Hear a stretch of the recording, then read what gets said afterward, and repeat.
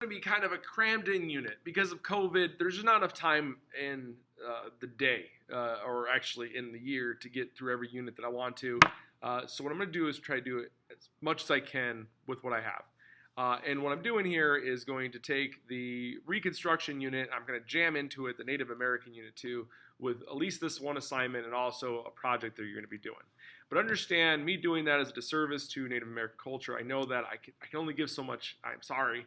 And I just want you to know that Native American culture is filled with just a plethora, a bounty of just cultural significance and wonderful artwork and wonderful just things that we can as just human beings embrace as, wow, this is pretty cool. It's also filled with some horrible stuff of wars and battles and treaties being thrown aside. But understand, the idea of Native American is this big giant umbrella that covers just so many different cultures. And that's what's going to happen is you guys are going to be given at least one Native American culture that you're going to look into, you're going to research, and you're going to present to us. And this will be our way of kind of at least giving homage, giving some sort of respect to the groups of people that were here in the United States of America before the United States was here, and kind of giving an idea of a background of the land that we live in today. So we're going to just do kind of like a quick brush through of some Native American things in this video. We're going to talk about Columbus. We're going to skip right over a bunch of stuff and go to the Trail of Tears with Andrew Jackson. We're going to skip over a bunch of stuff to something that's happening in Reconstruction time, about the same time period that we're talking about these presidents and stuff, and that is Custer's last stand. And that's going to kind of give you just a broad brush of what's happening in Native American cultures. Just know, I understand it's a lot more there. Time, my friends, time is always the enemy. So let's get into it with Christopher Columbus. Talk a little bit about Columbus because we have a whole day off. Now, unfortunately, I don't see you in person the day after Columbus Day. I guess you're lucky.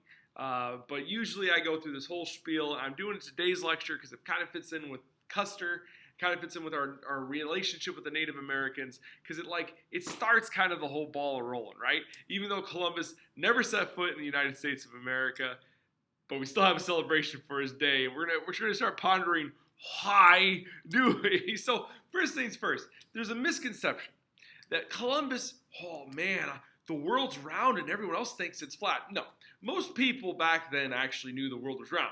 Columbus, on the other hand, well, he got his numbers wrong. He thought the world was round. Good for you, realizing something most people knew back then. But he actually thought the world was significantly smaller than it was. He basically thought the world was from here to here. He didn't believe that this stuff even existed, nor did anyone, but they still thought it was just a giant ocean. They didn't know there was a giant landmass here, but they knew that the world was bigger than from here to here. So he was mathematically wrong. And thankfully, there was like giant continents there because he would have died of starvation on his boats. Speaking of his boats, he had 3 of them. And I don't really care if you know that, but he did make 4 trips. And that's kind of important because Columbus's trips kind of get more violent as they go. So, and he never sets foot up here in the United States. He's in Central America. He's in Haiti, in these like Caribbean islands. He's in also South America at one point. But generally speaking, he spends most of the time in Central America, the islands. In his first trip, one of the first things he says, and this is actually on record, man, I'm going to paraphrase, these people would be easy to subjugate. In other words, these people would be easy to enslave or manipulate or to control. That was one of his first impressions. Because when he goes there, he meets the Taino Indians. And the Taino Indians, they are friendly, right? They're giving him food. They're welcoming him to their place. Hey, man, what you doing, man? Where you come from? What are these giant ship things that you brought? They're pretty cool. And Columbus is wow. You're really nice. Wow, we should really take advantage of these people. So what happens is he goes back to Spain, not England. Spain, it's important. He goes back to Spain, and he's like, hey guys, so there's a deal. There's a bunch of people over there, and they have no weapons and super nice. Why don't we go over there and enslave them? So that's what he does. On his second trip, he comes back. He loads up his ships with hundreds of natives. A bunch of them die on the trip back because of disease and other things. And ships them back basically as slaves. But it doesn't stop there. His goal while he's over here is to find gold. I mean, that's the goal, is gold. So he's trying to get these natives to find gold for him. And he makes them work and work and work to the point where they start dying horrible ways because guess what? There's not a lot of gold there. So they're looking for gold that doesn't actually exist there. So what he does is he puts like a specific quota. Quota means like you have to get so much. And if a person that's working for Columbus or his men don't find enough gold, they'll punish you. And here's how they punished you. They would chop your hands off. Yeah, Columbus had people's hands chopped off. And then sometimes they'd put a rope and had like the hands hanging from their neck. It was messed up, man. But it gets worse than that. Eventually he comes back a few other times. He becomes like basically the governor of an island. And the people that even worked for him were like, man, this guy's brutal. His last trip down, he gets shipwrecked. And then his fellow men have a mutiny. Mutiny means basically like the crew that work underneath you are like, we don't like this guy anymore. And he's only rescued out of pity. And it's baffling to me because you have this scenario where you have Columbus who's celebrated, who never showed up to the United States ever. And actually you can understand why. It actually has to do with Italian immigration, and we'll get into that during the immigration unit. But and he did some tough stuff. He discovered America, Mr. Snow. I don't know how you can say he discovered a continent or two when there were millions of people already here. Can't really discover something that somebody, and by somebody I mean millions of people, lived there already. And also the Vikings showed up like hundreds of years before him, so keep that in mind. Go Vikings! Speaking of that, it's 7th hour, Vikings! Okay, so here's the other thing too. I want you to think about this. We talk about the celebration of people. We have other people we could celebrate. People that didn't like chop the hands off or kill like, I didn't even tell you the population. The population of the Tano Native Americans was like 200,000, and like a few decades later, it was down to 500. 200,000. That's a lot of people. And a lot of it has to do with disease and war, destruction, working them to death, and just genocide. Tough stuff, man. But we could talk about other people. We could talk about people that actually like impact our lives. Now, I'm sure if I mention a couple of these people's names, you're gonna be like, I don't know who that is. Like if I say Jonas Salk, we could have a Jonas Salk Day. Like a day that we celebrate the guy who, found the vaccine for polio. The thing that used to kill people. Yeah. And he didn't even charge people. People actually asked, do you want to patent this and make money? And he's like, could you patent the sun? And he's like, no, I discovered something that's for humanity. Let's give it to humanity without making a dollar. We could talk about John Locke, the dude that we basically ripped off his philosophy to give us life, liberty, and the pursuit of happiness. Now, he said pursuit of property, but we took his ideology, and it's in our Declaration of Independence. It's like a backbone of our Constitution. We could have a his day, like a John Locke day. And I know there's a couple other people I could mention. Like if I said Jack Kirby or Robert Noyce, you'd be like, who's Jack Kirby and Robert Noyce? Which, by the way, his name is Noyce. Who are these guys? The thing that you're listening to me right now on, your computer, the phone that you have, the iPads that you use, it wouldn't be possible. These guys came up with the microchip. That is the stepping point to everything that we use these days on a daily basis. We could have one of their days. But it's just a thought. Columbus, he's a little rough around the edges. But also, it's just we have so many more wonderful people to pick from. But it's a thought to think about. The impact that the Americans, us, the United States had on the Native American population in the continental United States happened during the Jackson administration. Now, again, this is before the Civil War, way before the Civil War. It's before what we're talking about right now during Reconstruction. But you need to understand the context of the relationship that the United States government and its people had with the native populations that were in the United States of America and how they just kind of deteriorate over time. So there's this issue, okay? You have the Choctaw, Wichita, you have the Seminole Indians that are here in the Florida region, in Alabama, Georgia region, and the American people want them gone. So what they do is they ship them all the way up here to Oklahoma. Now, you might have remembered when we were looking at images of the Civil War's map, and you'll even see here with this red line here, Oklahoma is just kind of like not part of that map. It's like its own little entity. Well, Oklahoma becomes the place where all the Native Americans are pushed to during this time of Jackson. They want them out of here, and they want them to go here. Now, you have to understand, there are government contracts. There are government signed documents that show that these native peoples actually belong to this land. They own this land. But these kind of get thrown out the window with the Indian Removal Act. And eventually, Jackson tells his military to force march these native peoples to Oklahoma. The Supreme Court justice at the time says, no. John Marshall, Supreme Court justice, says, no, unconstitutional, Andrew Johnson. Remember, there's 3 branches of government. One has to protect the other one, or they have to constantly make sure the other one is not doing anything wrong. Well, in this case, you had the judicial branch telling the executive branch, the Supreme Court telling the president, no, unconstitutional, you can't enforce this act, you cannot force these people to leave their land. Andrew Jackson's response, paraphrasing, is going, well, John Marshall made his decision, see if he can do anything about it or see if he can enforce it. So he forces the long march, the Trail of Tears, all the way from Florida to Oklahoma. You got hundreds of miles, you have thousands of people, and what happens is just brutal. You have people that die of starvation. 1/4 of all the Native Americans forced on the Trail of Tears die of starvation, disease. Some of them are even attacked in certain cases. There's this horrible situation on the Ohio River that the people that are ferrying people over the Ohio River actually are charging $1 a person that are Native Americans, but the average person's are only charged 12 cents. Well, because they can't afford it, some Native Americans actually freeze to death on the side of the river waiting for, a way to get across. It's these horrible events like this you have to remember in history. You have to remember that there has been a conflict with the Native American population in the colonial Americas and then the United States of America, and it just keeps getting worse and worse, and you have agreements that are eventually shattered. You have people's lives that are shattered and forced to move elsewhere. Remember Andrew Jackson, the Trail of Tears, and just the horrors that come out of this situation. Let's keep going. Old George Custer. Oh man, talk about it's gonna be rough, guys. So you might have heard the term Custer's last stand, and that's kind of like the end point ish of this whole dialogue. But Custer was he actually got a certification to be a teacher, so he could have been like a Mr. Snow.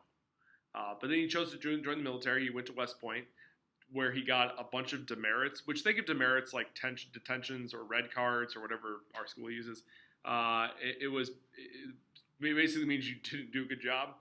He graduated last in his class, but then he went to the Civil War, and he was a guy that was known for bravery. He basically he did. He got on his horse, and he would lead his troops like on the front lines. He wouldn't go towards the back. He'd go in the front. He miraculously never gets injured during the Civil War. He's in some pretty hot battles. He's one of the reasons why at Gettysburg that the Union wins the third day. He's part of that victory. His horse, or actually horses, 11 of them get shot out underneath him, and he doesn't sustain any injuries during this Civil War. He's like this just lucky guy. And he becomes renowned as like this really courageous guy and also lucky. And after the Civil War, he like banks on that. Like he banks on his reputation to make money. And he's still in the service. He eventually goes out and he ends up fighting some Native American tribes to push them back. And what's important here is the Civil War, you have this line that goes down like this in our country. And then Texas is right here and we have California. But you have this huge patch of land that at one time it didn't look like it was going to be inhabited by us because of the Native American population, but more importantly, the idea of slavery. Because people were worried that if you open up this whole area, these territories into states, it'd be the fight of what's going to be free or slave. But the Civil War ends that debate with the 13th Amendment saying no more slavery ever, period, point blank. So because slavery isn't a red button issue anymore, these areas start getting opened up for Americans to settle in. But there's a problem. At least for the American side of it, the problem is there are people that still live there. There are inhabitants. There's the residents still there, and that's Native Americans of different tribes. And again, when I say Native Americans, that is a big encompassing thing. Just know that there's multiple tribes that are going to be in this area. Well, Custer's job is to go in there and basically kick out some of these tribes, and that's what he does. He goes in there, and there's some really horrible moments that he does while he's in there. He fights places that actually don't have any of the warriors there. He makes women and children that he captures march tens and tens of miles. He does things that, if you look back in retrospect, you go, that's rough. But he gets this reputation as like the Native American buster, right? The guy that's going to go in there and kick out the Native Americans. We're going to pick it up from there next time. This is like part 2 of Custer. And what I'm going to talk about here is his development of this Native American buster and also his personality that's going to eventually lead him to his demise. 1, he thinks he's lucky because of the Civil War. 2, he thinks he's like the greatest thing since sliced bread. 3, he loves his wife, which is going to come into part in just a moment. But he gets involved fighting the Sioux and the Cheyenne. And these 2 tribes are going to come into play later on with Sitting Bull, who I'll talk about later on too. Anyway, I want you to know a little bit about his personality. He is egocentric, and he's all about him. We talked about this type of personality trait before, but it gets boosted by the idea of his success in the Civil War. And he's all about his look. Like, he's much prettier than Mr. Snow. He has these long golden hair. He puts makeup on. He wears velvet shirts. And he gets pictures taken, which, by the way, is super expensive. But he spends a lot of money, like, getting pictures taken of himself. He's all about his looks. And then he finds his wife. And his wife is like, oh, it's like his everything ish except for himself. He still thinks himself first and then his wife second. But still, his wife is like the other side of this coin. Now, here's the problem. During his fighting, his wife would come visit him every once in a while, which, by the way, it's kind of a no-no, but depends on what's going on during that time. And he actually goes and abandons his men to go see his wife. And that's a big no-no in the military. He gets caught for doing this. He gets all of his rank stripped away, his pay stripped away for a year. It only lasts for about 10 months, but still almost a year. And he loses some credibility until they need a group of people to go out there and take out some Native Americans up in the Black Hills. Here's why this is important. The Black Hills, there was a government contract, if you will, government agreement with the Native American population that the Black Hills are going to stay in their possession. This is your place. It's yours. It becomes like a holy place, a sacred place, a place that belongs to the Native American tribes as a home. And then gold was discovered. Gold, like the riches. And then America's like, well,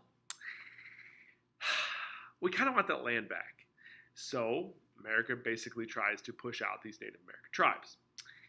And obviously, this is their home. A lot of them want to fight back. Here comes Custer.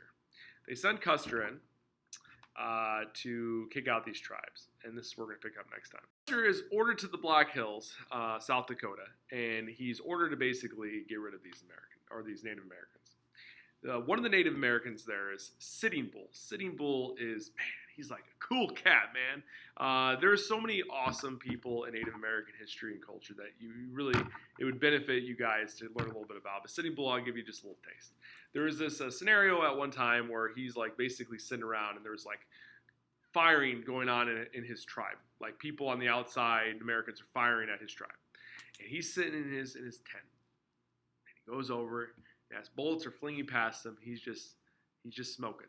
He's just smoking. He's cool, man. He's going. Anyway, he's not going to be so cool to Custer. Custer is ordered to go in there. Remember, he abandoned his men before. That's a big no-no. He's all about himself. The people that work for him, they don't really like him. They don't like somebody that's all narcissistic about himself. Well, he's ordered to go in there. Understand, this is the largest gathering of Native American warriors that we've seen in America in a long time. And Custer goes in there and he surrounds the camp. But he has not that many men. Like, he just doesn't. It's thousands versus like 100. And he splits his army up into 3 groups. He has one group that's supposed to like control the supplies, watch the supplies, stay with the wagons, that type of thing. That's like 1/4 of the group. Then he has another part of the group go attack from the south side of the Native American camp. And then his group is going to attack from the north side at the same time-ish. Here's what really happens. The south attacks, but they're just pushed back right away from this Native American force, which has far greater numbers, and they also have better guns, believe it or not. They also use bow and arrows, but they have some pretty awesome rifles that are repeat action rifles, which back then that's what you want. Well, Custer doesn't realize that the South Regiment was pushed back. So Custer comes down from the south, from the north. And his men are basically surrounded, and it's every man for themselves. And Sitting Bull just demolish them. They destroy them. They don't leave anyone alive. And their bodies are mutilated. His body too. Eventually, it comes out that Custer's body is mutilated, but his body is mutilated too. And during this time, by the way, Custer actually sends a message to the Southern group, "Hey, come help us," and they don't, because they don't like Custer. They don't like the guy. He's too much about himself, and they just sit there. They abandon him, much like how Custer abandoned his men prior. Custer's dead, and what ends though, and that's what's really bad, is this actually becomes a rallying cry for more forces to come west, push the Native American populations to reservations, and actually ends up bad for the Native American populations at the end. Who knows? Maybe it was going to end like that anyway. But generally speaking, this is a push for public sentiment, the public to come out and say, let's get rid of these Native Americans so we can settle there, and they do. Custer becomes a hero in pop culture, and later on in history you find out that he's not the hero that everyone cracked him up to be. Custer, yeah!